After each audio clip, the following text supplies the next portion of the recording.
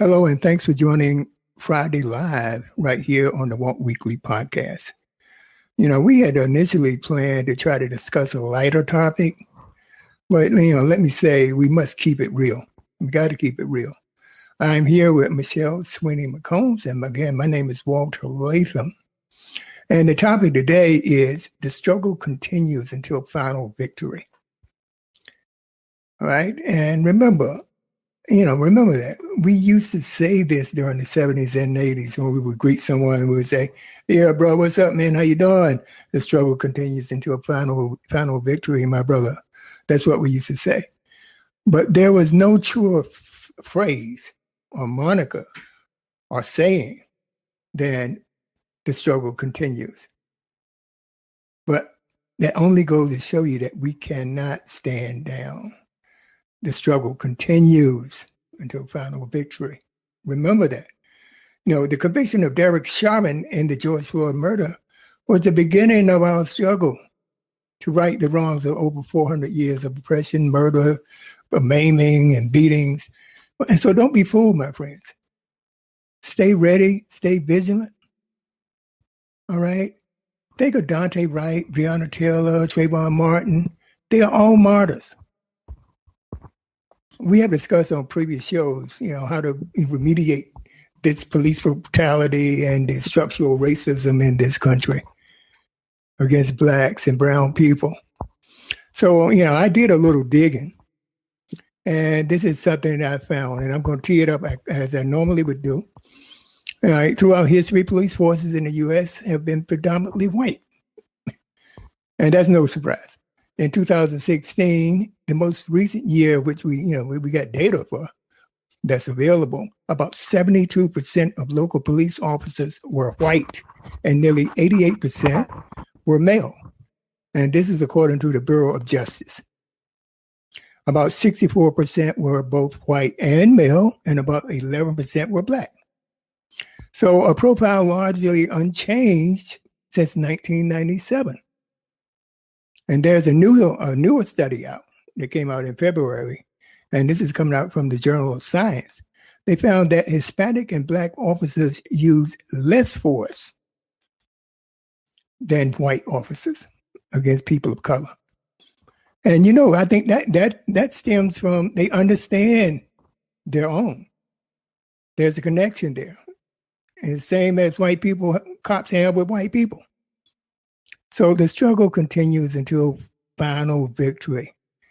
I had mentioned last week, I believe, that, we should have a purge to address this issue, a purge in the police department.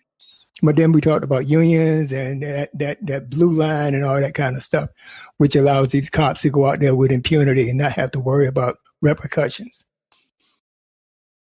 So we will discuss the justice meted out to Derrick Chauvin and the rapidity of incidents before and after his conviction. And with that, and without further ado, I'm going to turn it over to Michelle. Awesome. That was great, Walter. And thank you, everyone, for joining the Walk Weekly Friday Live. Friday Live is sponsored by Beauty Blends by Ami, Soap and Love, and Michelle Sweeney Hair. Our intro and outro music is provided by Uncle Nephew. I will post their websites and social media pages in the chat room. Today we have our normal panel joining us from Washington, D.C., Ernest J. Robinson, Sergeant, U.S. Marine Corps combat veteran, senior consultant at B. Ernest Leadership and Professional Consulting. We also have Christopher Sweeney out of New Jersey, a retired sanitation worker and CEO of Johnny Roof's Catering Services. We will have Greg Coleman joining in. He just texted me out of North Carolina, COO of Illumination Media and Technology and engineer at the Walk Weekly. Thank you, everyone, for joining us. If you have any questions or comments, please type them in the chat room, and we will address them appropriately. Thank you. Back to you, Walter. All right. Thank you, Michelle. Thank you. Thank you very much. Yes. All right. So, guys. Got the props back. Awesome. So, guys, Derrick Chauvin being found guilty on all charges. What do you feel about that? Chris. Well, I feel great about it. It's a fantastic thing. Sometimes I still wake up and gotta pinch myself on this one, even though to anybody this should have been an obvious one. But we were sitting on pins and needles waiting for that conviction to come down, for that verdict to come out, and Right. you know, took a breath of relief because I'm gonna be honest. I didn't have confidence in it. I thought it wasn't going to play out in the family's favor, and I'm very grateful that it did. One juror for it to be a hung jury, right? One guy to hold out, and I Yes. expected that. That's what I Yes. expected. Mm-hmm. Right. That's what I'm saying. It could have. They put the seed of doubt out there. The drugs, all kinds of things, the heart condition. You just Right. needed one person to say, "Hey, I understand. I relate to that."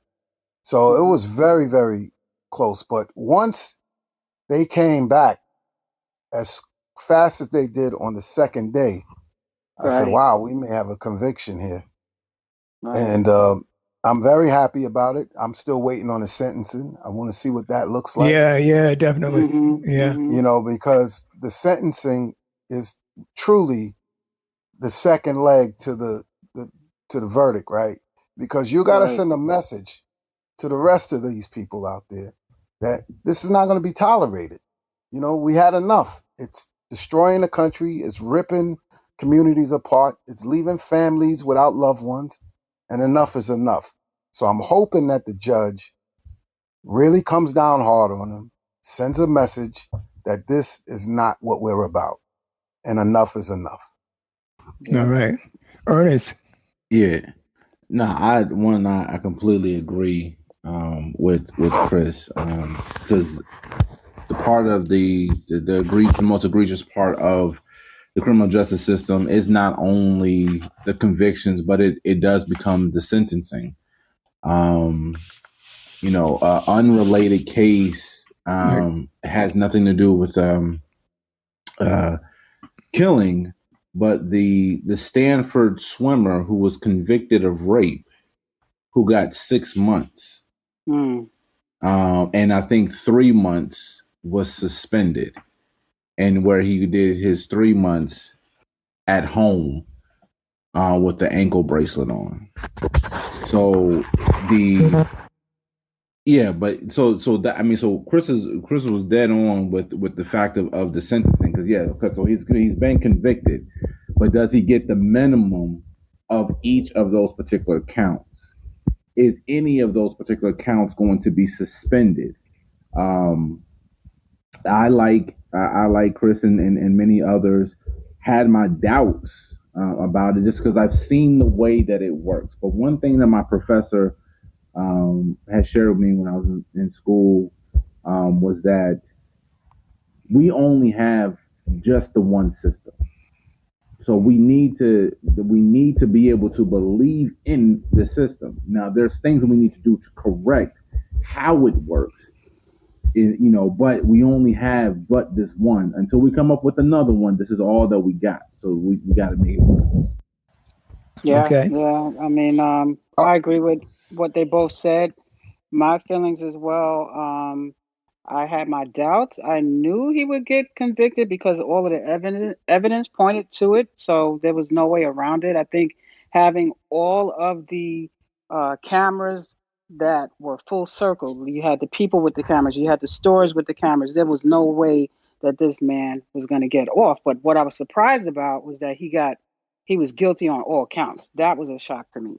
So, I pretty much had a feeling that he would get charged, but I didn't think he would get all of the charges. So that's one for the books for our history.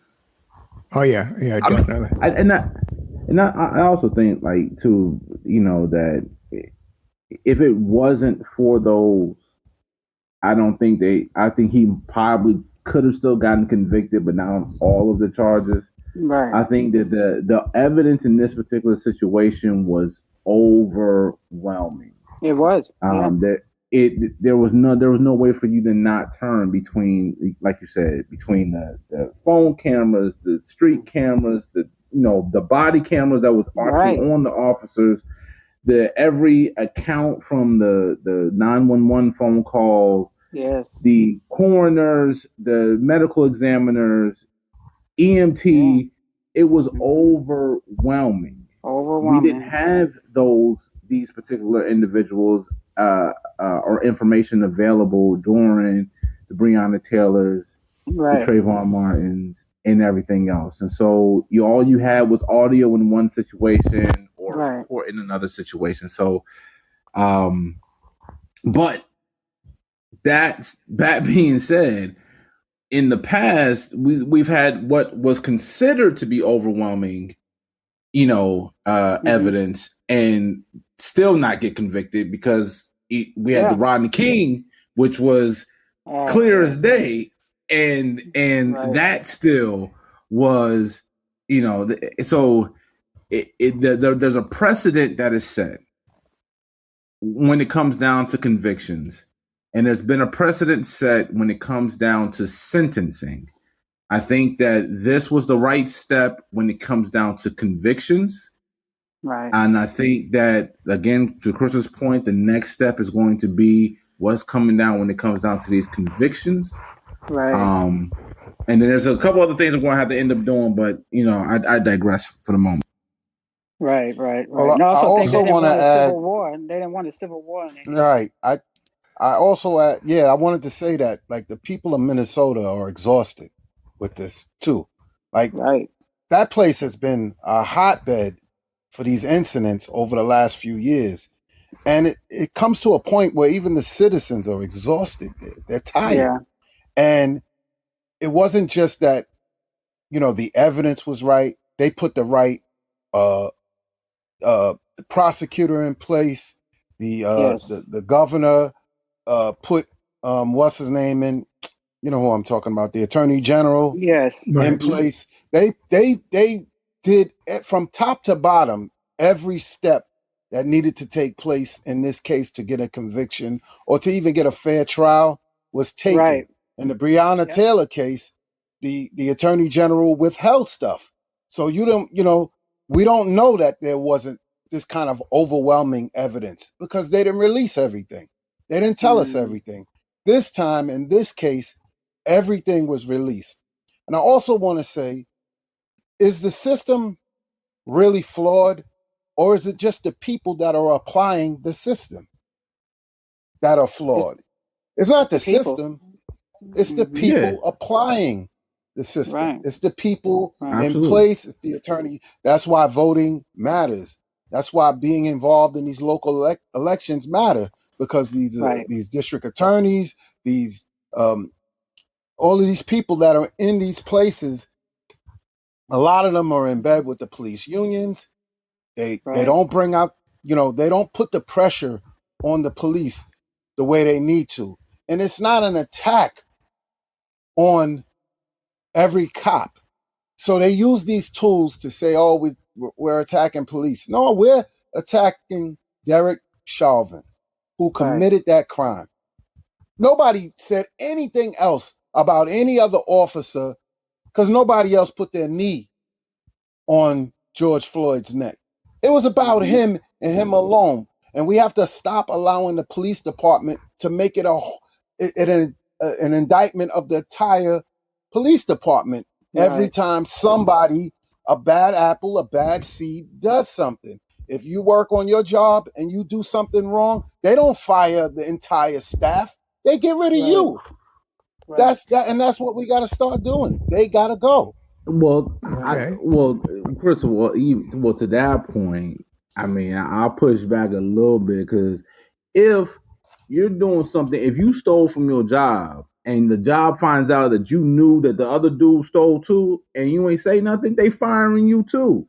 So if you watching someone commit murder, then you should be held liable. Maybe not to the same degree, But there's a level of culpability, and I think in many cases there's a lot of culpability that I think that we all have within our neighborhoods, by the no snitching, by the no this, the no that, the what happens in our house stays in our houses. Why we had the conversation about domestic violence, because we become complicit with our own silence.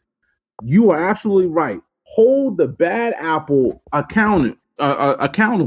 But if there's a couple apples that are spoiled because of that bad apple, they not going to stay in the bunch either.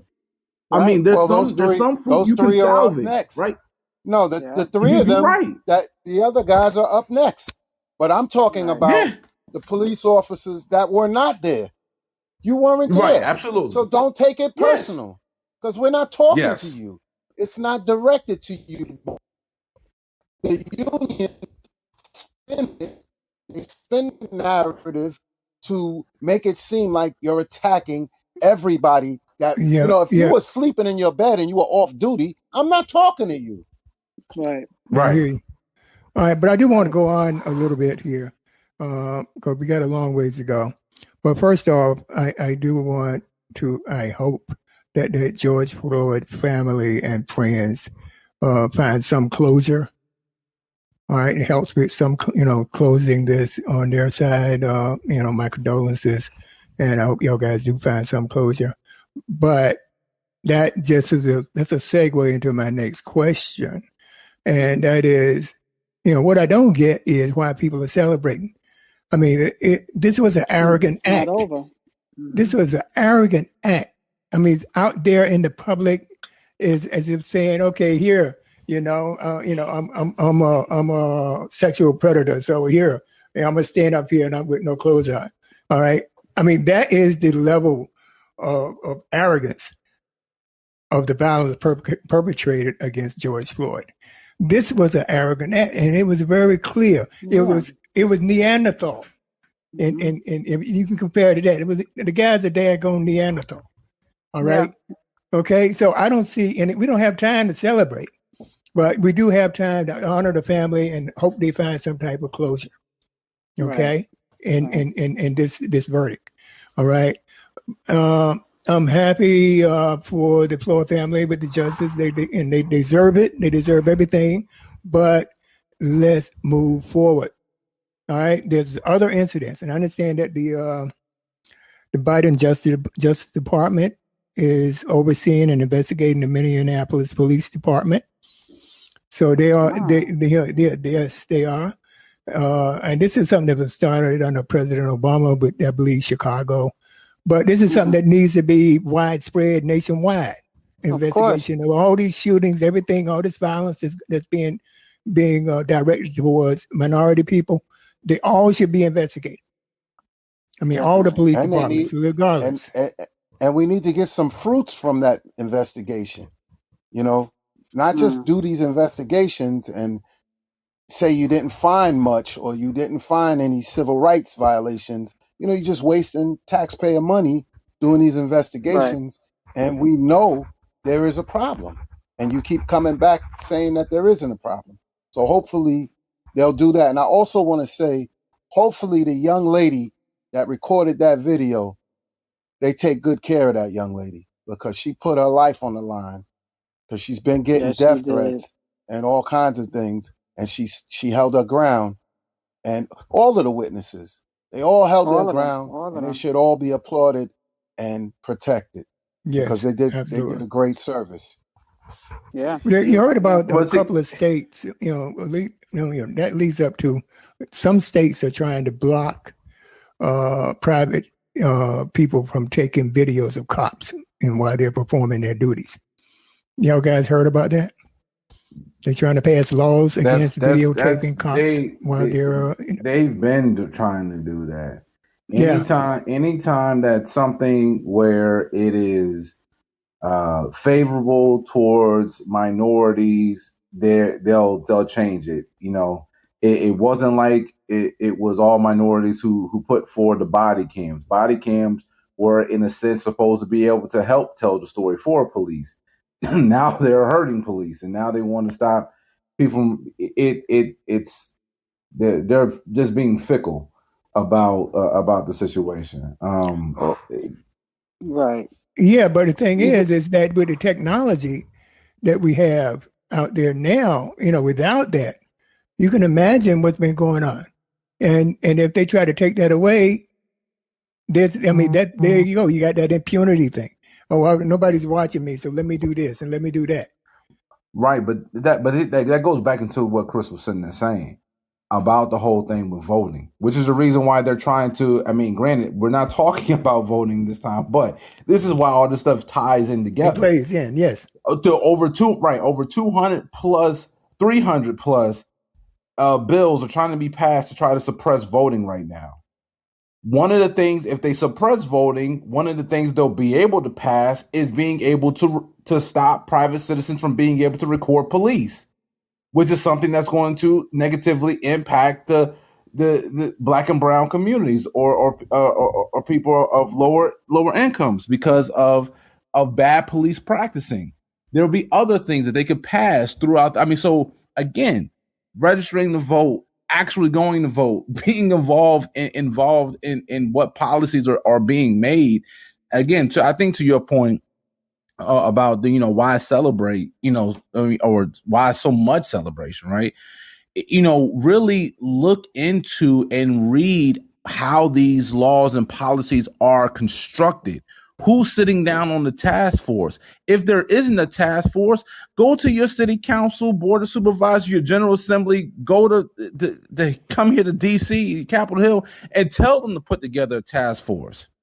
Put together a group of people who are interested, like-minded, to being able to structure a policy and propose that as a draft, and then support it all the way until it becomes a law, all the way through. And that's that's how this stuff happens. And the way that we protect ourselves is by remaining vigilant. So to your point, don't get so caught up in the celebration. Remain vigilant, remain on top, remain informed, remain. You went on mute, Ernest. Yeah, basically don't go to sleep. Yes, absolutely. Yeah. Don't get comfortable. Hey, welcome, Gene. I had John. this conversation with somebody the other day about not celebrating. There's no time to celebrate. And they said, well, shouldn't we could do both. I said, yeah. And she commented and said, well, wasn't it celebration worthy when the slaves were freed? I said, yeah, look at what happened. We celebrated in Jim Crow. So there's no time to sleep. There's no rest. You can't rest with this. You got Tucker Carlson on Fox going crazy over the trial and the verdict. And that's not to influence the Chauvin case. That's to influence the next case that's coming up with the lady. They do all of these things are planned. This is not by an accident that he's on TV having a conniption over this verdict. They all expected Chauvin to go to jail. That performance was for the next cop that's on trial. Because now they're trying to say that performance was for the audience that looks at Fox. Yeah. You know what I mean? Because none of them, if you polled them, none of them thought the police was guilty. That's just another N-word person killed to them. All right? They don't look at black people as 100%, human. So, that's what that is. Yeah.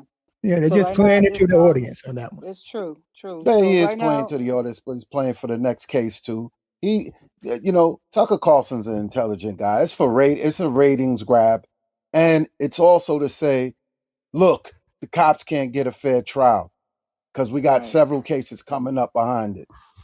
Well, then they need to cut a deal. Don't even waste your time going to trial. Cut a deal. You're guilty. No, they're not, because they figure they got the upper hand. All these years, they've been drinking at the trial. They had the trial, they're drinking. And, they're not, and they don't have to pay. It's like getting free electricity. I got it, but I don't have to pay. Shot. That's it. They taking a shot. The police union would never say, oh, no. Take it to trial because the odds are in their favor. Absolutely. But I think what the tipping point was when other police testified that this is not the way to do it. Right. That broke the boat there. That sunk the ship. That Whatever just shows defense you he how had, egregious it that was. sunk it. Yeah, Exactly. That said, They know it was Exactly. how wrong. egregious it was. Yep. Yeah, definitely. Exactly. So right now, I'd like to take a second. We have Honorable Gene Anthony Edwards, Male District Leader, 79th District from the Bronx, that has joined in as well. Yeah, Gene, can you come on? All right. While we wait for What's Gene going to on? come. Hey, how's everybody doing, family? Hey, how Hey, you doing? what's up, big bro? Little bro, in my All is case. well. There you go. Good, good, good. All right. You have You anything you been want to add, following Gene, right following now? us, You Gene? just following it? He just joined in, so you might not have heard everything. So. Yeah, I just joined like a couple of minutes ago, Mm-hmm. Yeah, we were but talking I'm about, following on. Are you talking about the? Yeah. we're Chauvin. talking, yeah, and not that we can't stand on that and celebrate. We got to keep moving. Oh yeah, Yeah, well, Did you hear Gene? that, right Gene? now, yeah, I'm here. Can you hear me? Yes. Can you Yes. hear me?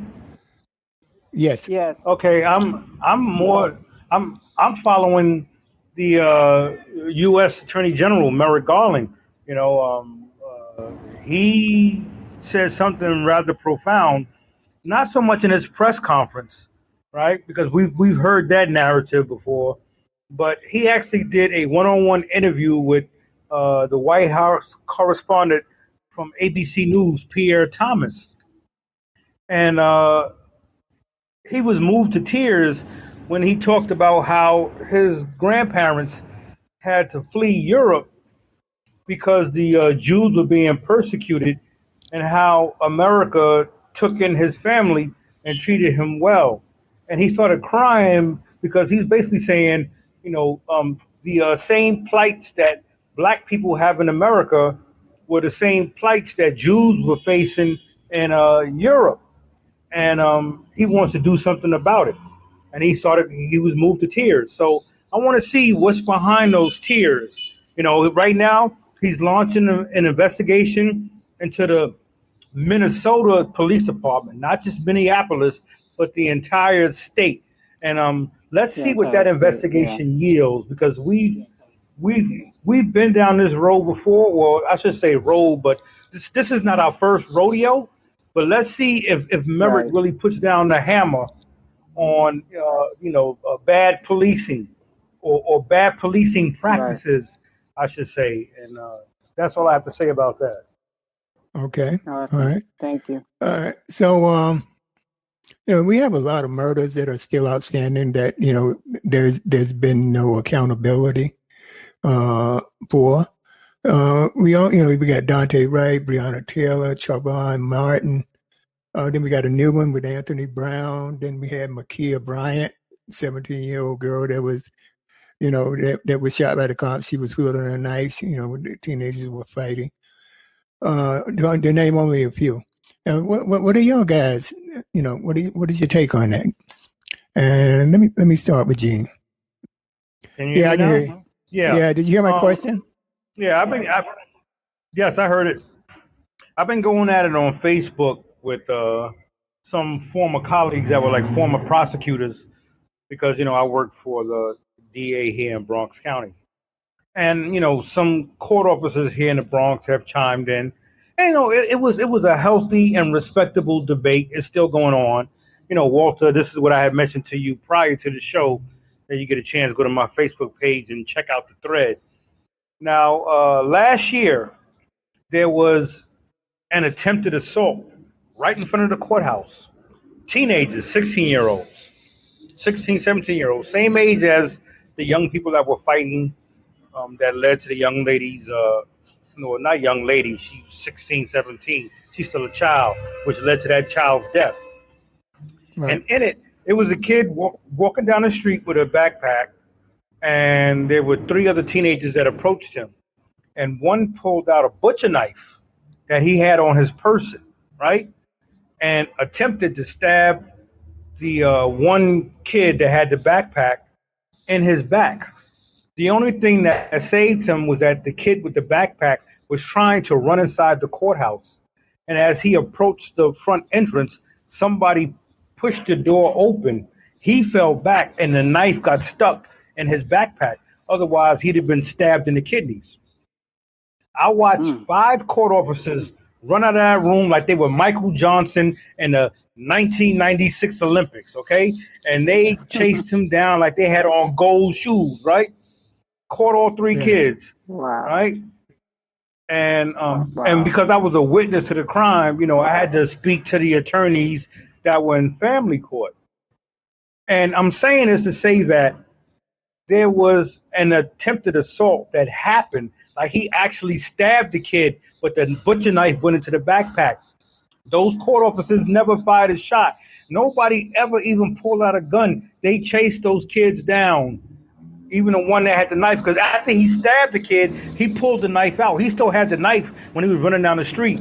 And 2 court officers caught him and tackled him and placed him into custody. I saw this with my own eyes and had to testify to the prosecutor in family court. So, you know, if court officers that normally don't have to deal with this, if they can manage to keep their composure and make the arrest and not shoot, then how come officers that deal with violent crime on a routine basis, why couldn't they maintain their person?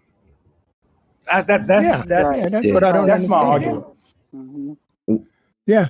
Well, I would say that every single case is not as clear as the previous case. Majority of those cases that we just mentioned, they did not need to utilize deadly force. There could have been alternative methods to being able to approach the case. This last situation with the young lady, and I don't call anyone who's 17 years old a child. I was 17 years old when I went to the Marine Corps, and I would dare someone to call me a child, you know, if I'm able to serve my country. However, I digress. But also someone who's able and willing to attempt to do severe bodily harm and or cause death to another person has some level of their own personal responsibility to the situation. I typically do not watch the killings of anybody, but I needed to watch this so I could be clear about what my perspective of it versus just what I heard people talking about, because the descriptions that people were giving were far, far different than what was actually taking place in the actual video itself. The police officer pulled up. He did not have his weapon drawn at first. He came out and he actually asked what the heck was going on, like what's happening, who called, whatever. In seconds, 2 girls fall to the ground. 1 girl is over the car. Another girl who's holding the knife about to stab somebody. He neutralizes the situation. There wasn't much time to being able to, we can all sit back, and I've had to utilize my weapon pull my weapon in some situations where I did not have to use it, but I had enough time to being able to do so. In that situation, when you're trying to, in this case, preserve life, not take a life, because that young lady, her life was being threatened at that point. The one in the pink. Yeah. And so it's not as clear, but I definitely do agree that there are some alternative ways in many of those other cases where deadly force was not necessary, was not, and the excuse about getting confused with the taser, that's ridiculous. Oh, forget that. Yeah, definitely. I mean, she was charged. She was charged. Oh, yeah. Yeah, she was charged, and sorry, in a jumpsuit, taking a photo. I mean, that was quick, but this one with the 17-year-old girl lunging towards someone and the officer shooting her 4 times. I have some reservations about that. Like, for instance, I don't know whether there should be a closer look at that. I just can't jump to, a conclusion that the officer acted. I think he did what he had to do to try to save the girl. I mean, it's a tough one. It's a tough one. I leave that up in the air a little bit. So, matter of fact, What do y'all guys think, I'll keep it clear. Hold on. I'll say this real quick. So I always use the escalation of force continuum, right? Any time that there's a wrongful death or whatever it is to me, I use the escalation of force continuum because that is what is trained and taught across the board. All right. The only time deadly force is supposed to be used is when lethal force is imminent and present. That in this situation, by the book, if you can, anybody can Google it, look it up to the letter of the law. This was done by the book, the way that it's spelled out, because someone's life, either the officer, the assailant, or the victim's life, it has to be an imminent threat. And that was, her life was in imminent danger at that particular point. It is by the book. All right, that's what I'm saying. That's why it's so hard for me to equate that with other situations, that we have concern with. Chris, what are your thoughts on that? I have a question, Walter. I have a question for Ernest. Ernest, you don't think 4 shots was excessive? Yeah, so here's the thing. You can always sit there and say that maybe so we use a double tap, right? 2 shots, right? But he didn't empty the clip like they did with what is it, Michael Bell in New York with the 41 shots and and entire clips and stuff like that. He neutralized the situation that was right there in front of him. So to your point, yes, maybe he could have only shot her twice versus shooting her 4 times. Right. I mean, what if he could have hit the young lady he was trying to save as well? I mean, that was excessive. He could have. Michelle. There's a reason why I pose this question for Ernest and Ernest only, because the first report that came out was that the officer involved in the shooting, they said he was military trained. They didn't say sharpshooter at first. They said military trained. Mm-hmm. And the reason why I asked Ernest is because, like Ernest, I too am military trained, and I've been trained in combat because I went to Iraq for 3 tours, and there's a certain way you shoot. Like Ernest said, you do the double tap in the Army. In the Navy, you fire 3, and then you advance and assess the carnage, and then you make an assessment whether you should continue to fire or whether whether the threat is down. You take 3 shots and then you advance and assess. Mm-hmm. So if this guy was military trained, why did he have to shoot 4 times? Why not double tap like in the Army or take 3 shots in advance like the Navy? Who was he trained by, the Air Force or the Coast Guards? This is what I want to know. Because he didn't have my military training. Well, it should be the police academy, right? And then ongoing training from there, right? Right. Or is that in line with the military? He gets retrained even though he was trained in the military, he's supposed to be retrained by the police department to their standards. Yeah, but also, I mean, what are the police department standards? Yeah, I'm about to say, to be fair, every person that's in the military, one, does not qualify with a handgun. I know in the Marine Corps, everyone qualifies at least with a rifle, but everyone does not carry a handgun, nor does have to qualify with a handgun, whether the 9mm, 45, whatever have you. Gene's point is still correct. I mean, whatever we're shooting, whatever threat that we're trying to neutralize, let me put it that way, whatever threat is trying to be neutralized, there is a certain way that you engage that particular threat. To his point, granted, if he took 1 additional shot, I don't think that we have to argue about whether or not if he took, because it was maybe 1 more shot or 2 more shots than may have been necessary to actually neutralize the situation. To Michelle's point, yes, anytime a firearm is discharged, there's the potential threat of a stray bullet happening, but he had a very tight engagement, and that wasn't the issue. Right. I mean,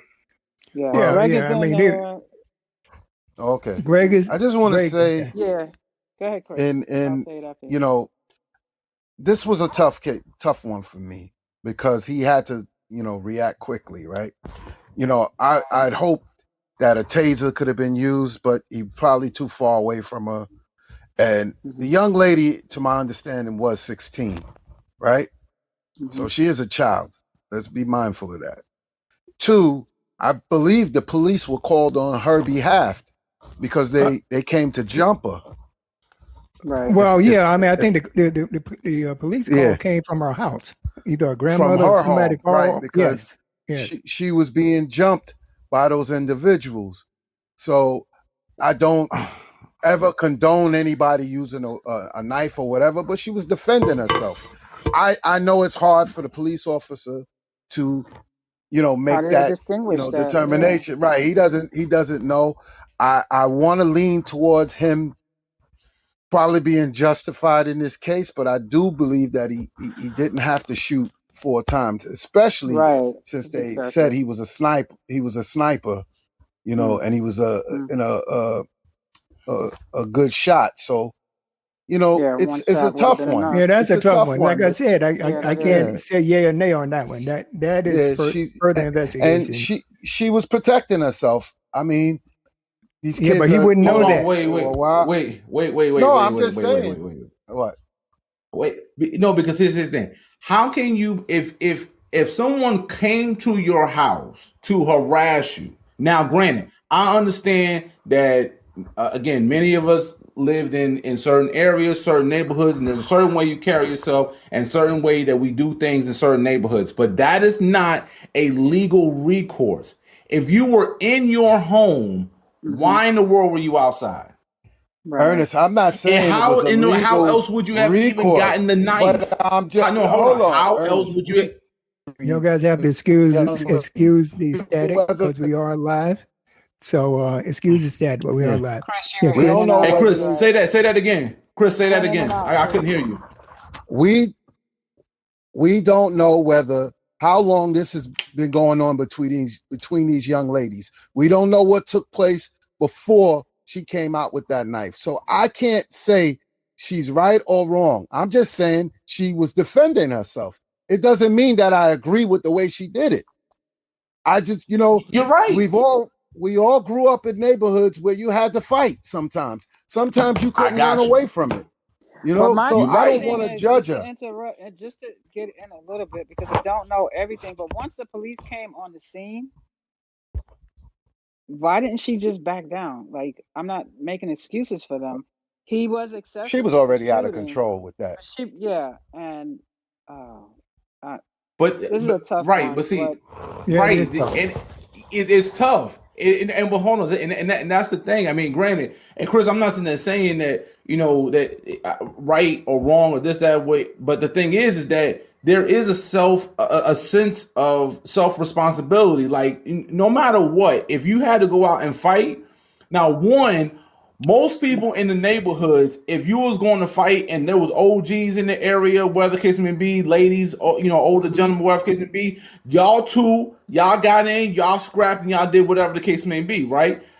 If it came down to whatever, I mean, like she escalated. She was clearly in the aggressor at the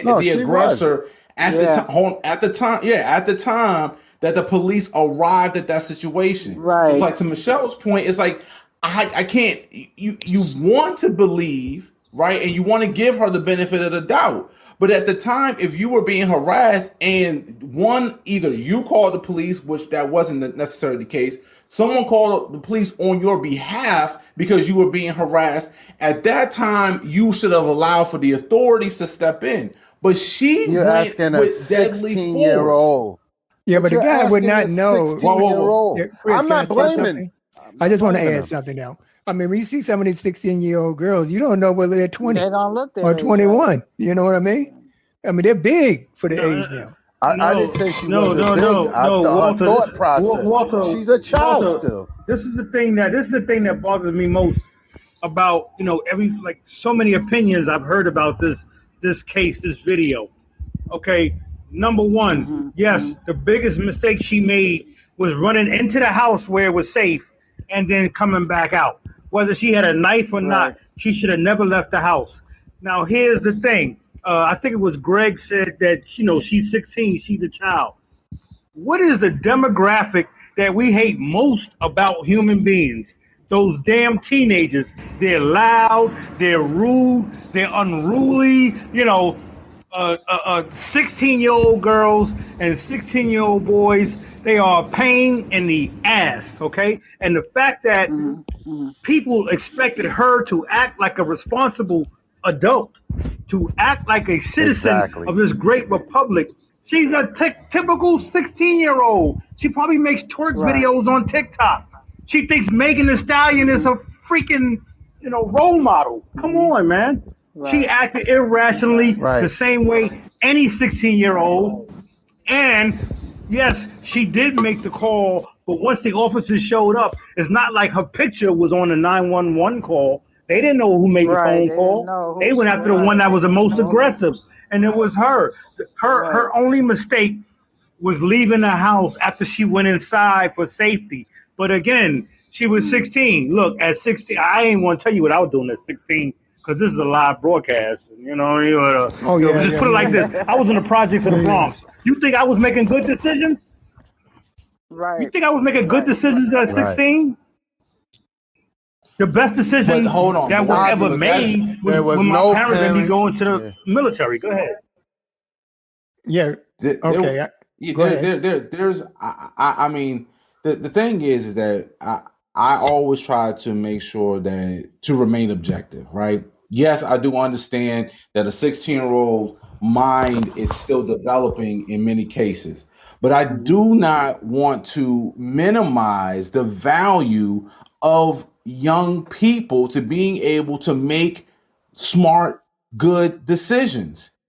It's unfair. It's unfair to that individual or anybody who happens to be the age of 16 or anyone who happens to be 17 or 18, or just to assume that because they're 18, 19, or 20 years old, that they should be so much more advanced. And so the issues that they may be having, they should not have just because of the fact that they are 18. I think sometimes we minimize our own greatness because there's a level of convenience. No, at 16 years old, my mother told me that at 13, you are responsible for your own sins. Now, granted, that's the household that I grew up in. Maybe other people have heard the same thing. Maybe other people have not. Right? Course, The jails are filled with 16-year-olds who made bad decisions all over the place. Throw in the fact that she's a foster child. We don't know her mental capacity, anything. I'm not excusing her for her behavior. Yes. But I'm also going to try to be mindful here. She's a lot of 16-year-olds in the foster system are scarred people that make poor decisions and they react because they're emotional. She was being jumped by 3 people. She probably got out of control. She was angry and her anger got the best of her. It can happen. Let's move on. But Amen. We can sit here Amen to that, brother. And go back and forth. Amen to that, brother. I agree. That's the part that gets locked. That's the part that gets left out. She came up in the foster care system. We don't know whether her getting drunk triggered PTSD. We don't know anything about that. Nobody's dealing with the whole psychological aspect. And the fact that she came in the look, DMX was the way he was because his mother dropped him off at the damn foster care place. Remember, he's told that story ad nauseum. His mother took him to a shelter, a foster home, and said we're going to visit, and left him. And he grew up. By the time he was 14, he was pulling armed robberies. People cannot discount the psychological fallout with these foster kids. I agree. That's something that we should discuss. Yeah, exactly. I want to step in real quick. Shelton in the chat room said, what would be said if she killed the 2 other girls? It would be a different story. I mean, She'd be in jail. Nobody's discounting that. I agree with I think the cop had to make a split-second decision. 4 shots was excessive.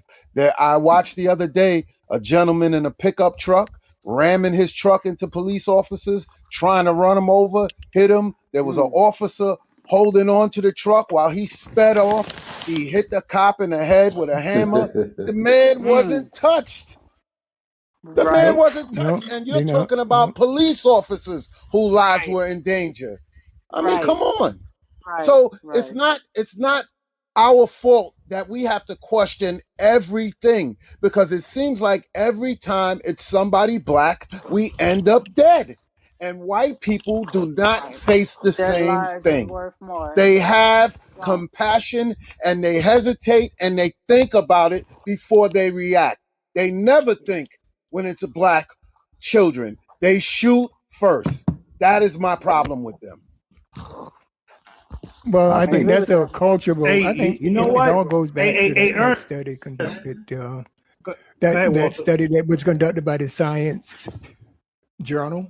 All right, the Journal of Science, where it says that black and Latino people, when they encounter criminals that are the same race or color, they have less incidents of violence than when a white person tries to or attempts to arrest a person of color, because the person of color understands, because they have that background where they can understand situations like that.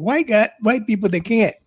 They didn't come from that culture. They don't understand what's going on in the community. That's one big problem that we have, and it stands out really in New York, because I live the way I live out in we're in the burbs. A lot of people out here. I'm 70 miles east of New York. You got cops that live out here that police in the city, in Brooklyn, Brownsville. They don't know a damn thing about Brownsville. So why in the hell are they in Brownsville? The first black people they ever seen was when they were in the police department. And how they're going to interact with black people or Latino people? Well, Walter, I don't know if you noticed, the biggest story all week long was the active shooter at that Stop and Shop in West Hempstead, and the fact that he was taken into custody with no incident, and he was a tall brother. He wasn't a big guy, but he was like 6'4", and he was taken, and he killed one person and injured two others. He worked there. He shot some of his co-workers. He killed his manager and injured some of his co-workers. But he was taken into custody with no incident. And that's been the biggest story on the news, because it shows that it can be done. Yes. It can actually be done. Yes. And he suffers from mental illness. So it wasn't like they were talking to a person that was going through something. They were talking to somebody that had lost their mind from the time they were born, So it can be done. De-escalation. Compassion. Yeah. How do you de-escalate? That's something like trainer. But I still think they should be purged. All right. There's something else that I want to go into. What about this shooting in Elizabeth City, North Carolina? All right. And then I believe the gentleman's name was Andrew Brown. Did anybody hear about that shooting? No, I'm not familiar with that one. Yeah, I was reading about that. I think it happened a few days ago. But anyway, I was reading about this. The police were attempting to arrest this guy, a potential drug dealer, but he didn't have a gun, but he wound up dead. Okay. And so you got a lot of protests going on in Elizabeth City, North Carolina, where I went to college. Elizabeth City State is the biggest thing in Elizabeth City. But you got protests going on there. So that's another guy that's unarmed, that got shot. It's I know, like I said, it's a nationwide problem. With these cops, and we can't. And I'm gonna use it. Stand back, stand down for now. But we got to continue to fight. Now use one of Trump's words. Just stand by. All right. And continue to fight. I mean, we can't let our guards down on this. We can't. Right. We can't, people. George, that verdict is not over. That is just one of a skirmish. That's basically what it was. It's a skirmish. If you look at the overall picture, if you look at it holistically, all right, we are in a war, all right, for our rights, for equality, okay? And so this here segment, or this here slice of the pie, okay, is the policing piece. But you got the medical piece, you got the justice piece, you got so many different pieces that make up this pie. And this is just one part. And we got the education piece. I mean, we got so much going on that we have to dedicate ourselves to, one, being on alert, one, being relentless, one, always going forward. All right, we have to. We can't just take this for granted and say, okay, well, the US woman was convicted. I mean, Derrick Chauvin was convicted. So, yeah, okay, let's go and let's move on to something else. We cannot. How many times are we going to circle back to this? We're going in circles. Right. That's the way it looks to me. It seems to me, I've been around a long time. I remember one time growing up down south in North Carolina, and I was about 11 years old, I guess. You know how you have these, when they dig out, they put a foundation and water accumulates in this big hole that they create. So me and my friends had nothing to do where I was, like 1,500 people lived in the town. And in the summer, it's hot as hell, no swimming pool, no public swimming pool because of segregation. So we see this little water standing in this little pool, and we jumped up, took our clothes off, the little boys. And we started swimming in there. The cops come. All right. They pull up. All right. And we started going underwater. We were swimming underwater so they wouldn't see us. So what I'm saying, you don't bring your ass out of there. And I'm quoting, all right? I mean, it's paraphrasing, but basically, you don't come out there, I'm going to stick this stick up your ass. Wow. All right. So we got scared then. So we came up, man. And the thing is, they did not allow us to put on our clothes. They put us in the back of the squad car. They didn't cuff us, but they wouldn't allow us. It was about 4 of us. They put us in the back of the squad car, didn't allow us, took us downtown. No clothes. We had our clothes in our hand. And they took us into the police on the way, though. They said, we should take your niggers out to this particular area, this Highway 64, and kill your ass, and nobody will ever find you. That's what they said to us. These are white cops talking to little kids. All right? You guys were fortunate. We damn well sure was. Yeah. And the thing is, when we get down to the police station, I'm crying, and I'm just saying, don't tell my mama. That's the most important thing to me. Wow. All the other stuff was like, I didn't give a damn. As long as you don't tell my mama, you know what I mean? Because I know I got a whooping coming, you know what I'm saying? So, I'm crying. So finally they had one black cop, all right, in the town. So he was there. They called him, and he took out that police belt, and he beat the shit out of every one of us.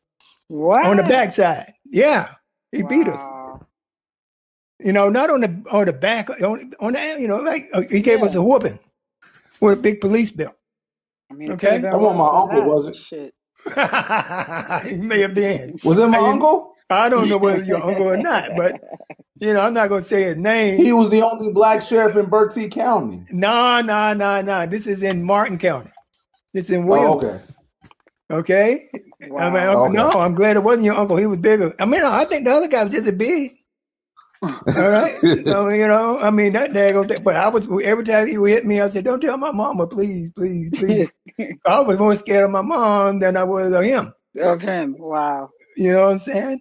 But anyway, to get back, I mean, we got a fight on our hands, and we just can't lie down. We cannot afford to.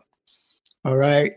So with that said, we still got a little time, and a few things I want to cover is that there is a police academy at Lincoln College in Nebraska. All right. And it's an HBCU. So they're training police cadets. They're the first historically black college and university in this country to do so. Now, do you think that's something that should be spread out to other HBCUs? as part of the curriculum, working with the police department to further integrate or accelerate integration of the police department. Y'all guys think that's a good idea? Absolutely. Yes. Well, Virginia Union actually has 100%.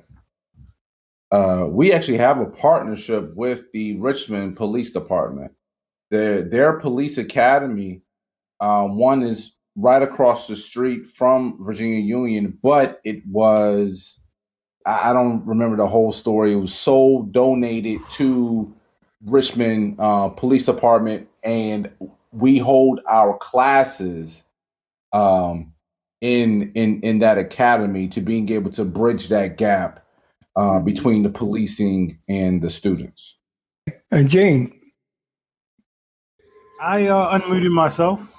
Oh, okay. But this thing's showing mute on mine. Excuse me. Yeah. What do you think about, the HBCUs taking over or playing some part in the recruitment of police officers? Of course, they should be involved. I mean, after all, they have the Army recruiters on the campus of HBCUs. Yes, absolutely. Anything that will help police community relationships, anything that will improve police practices, yes, I'm all for it. Okay. All right. Chris, did you want to say anything about that? No, I think it's an outstanding idea. Uh-huh. Go with it. I mean, we gotta start, taking responsibility for our communities as well. We need people that look like us to police us. So and that live where we live or lived where we live. And share our experiences. Exactly. Absolutely. Yes. The only problem I would see with the HBCUs and police recruitment, typically young people don't go to college and graduate with the idea or design of becoming a police officer.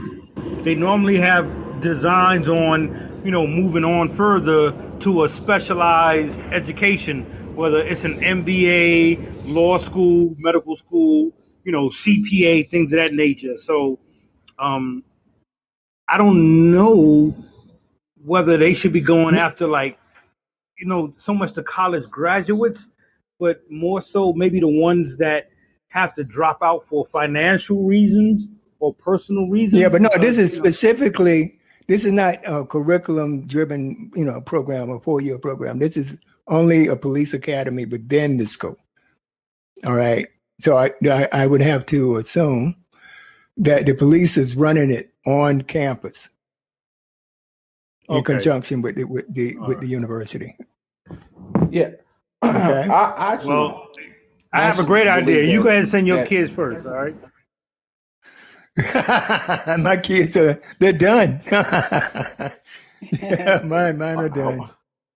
Well, I think that I would say that whether they're a college graduate, attending college, I think that the conversation about how police are funded, I'll say it that way, I think should be added to the conversation as far as how well they are compensated for the work that they do. I think that also if the relationship between the college students and the police academy and the police in general have been massaged and nurtured in such a way that people can look at it as an opportunity to being able to serve. Same ways as I served, and that me, Gene, and Greg served in the military, and the way that other people serve in other different ways. That they could do that for a period of 4 years while they're still pursuing their MBA, because a lot of law enforcement police departments will pay for post-secondary education. And so if you're going through pre-law school, or you're going to med school, you're going to whatever school, working the shift as a police department gives you an opportunity to serve, helps you out with your reimbursement for your tuition, and improves the community relations. And then it may, I think that there's a lot of benefit to that in a sense of being optimistic of being able to bridge that gap between the way that people view policing in general and the way that people view becoming a police officer or serving their community in such a manner. Okay. That's awesome. Yeah, Greg just And there made a was statement. another issue. I mean, I wanted to address, Well, or I Walter, just real wanted to quick, mention. let me step back a little bit. Yeah. Greg made a comment in the chat room. The push is on in Charlotte to recruit Black officers to patrol the neighborhoods they live in, especially focusing on the HBCUs. Thank you. Excellent. Thank you, Ray. Wish you were here. He's one of our panelists, and he's having mic problems. We are live, folks. So when we do the rebroadcast, what we can't edit, we can't edit.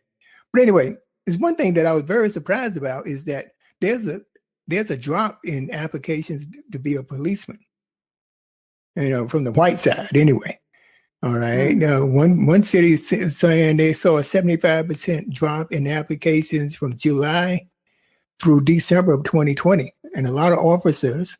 When I say a lot, I mean, y'all guys can go back and double check this, fact check this as your percentage, because I don't have the percentages with the exception, but there are a lot of, career police officers that are resigning because they're just saying, okay, well, I don't want to deal with this or put myself in this position where I can't beat down somebody and worry about going to jail. So that's what it is, so they can't use that platform.